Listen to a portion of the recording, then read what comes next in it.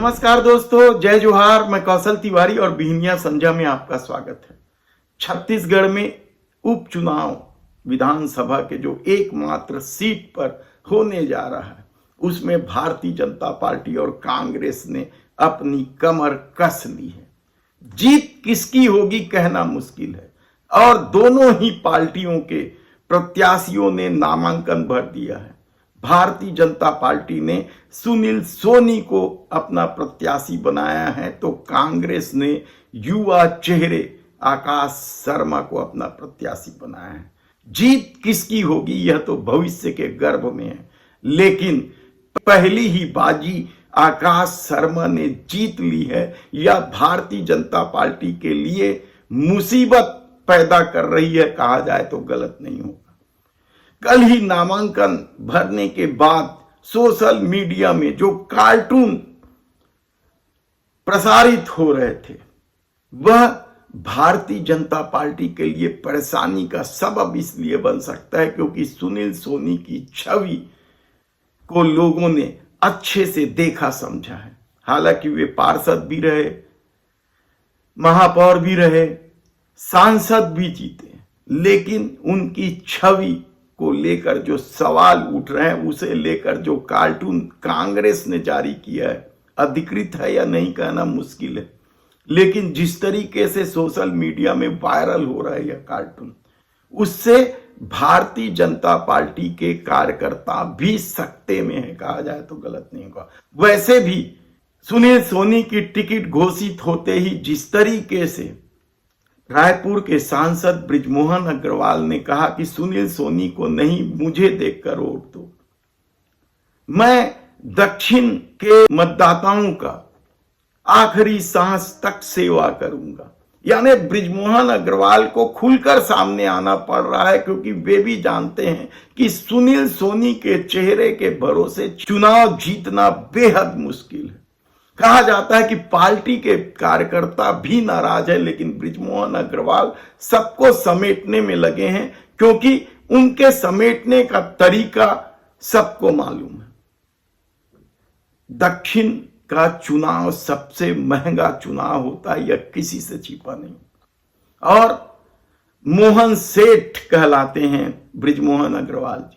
वे Bharatiya Janata party के कार्यकर्ताओं को तो साध ही लेते हैं, कांग्रेस के लोगों को भी साधने में माहिर हैं। लेकिन इस बार चूंकि चुनाव वे नहीं लड़ रहे हैं, चुनाव सुनील सोनी को लड़ना है, इसलिए कई तरह की दिक्कत आ रही है और कहा जा रहा है कि कई जगह तो यह साधना भी मुश्किल होता जा रहा है, क्योंकि सुनील सोनी की छवि कुछ इस तरह की बन गई है जो भारतीय जनता पार्टी के लिए मुश्किल पैदा कर रही है।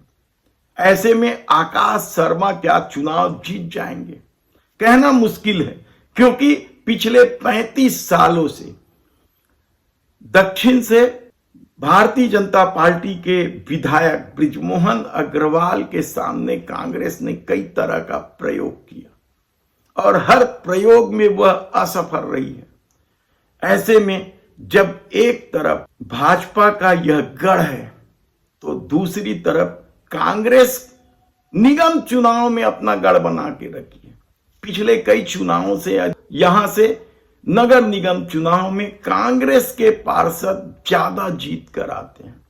और आकाश शर्मा क्योंकि नए चेहरे, हालांकि उन्हें बाहरी बताया जा रहा है और उसका जवाब भूपेश बघेल ने भी दिया है कि वह छत्तीसगढ़ माटी का बेटा है, वह यूथ कांग्रेस का प्रदेश अध्यक्ष भी है और मिलनसार से लेकर उनकी जो छवि है, उसके सामने सुनील सोनी की छवि क्या टिक पाएगी कहना मुश्किल है। लेकिन पहली बाजी यदि आकाश शर्मा ने अपने प्रत्याशी चयन से लेकर सुनील सोनी की छवि के साथ जीत ली है, तो यकीन मानिए कि आने वाले दिनों में चुनाव बेहद ही संघर्षमय होगा और परिणाम क्या होंगे अभी कहना मुश्किल है। हमारी टीम सभी वार्डों में लगी है, हम आपको स्थिति सीधे सीधे बता देंगे और इसके अलावा भी जो बृजमोहन की छवि है वह भी किस तरीके से काम करेगी,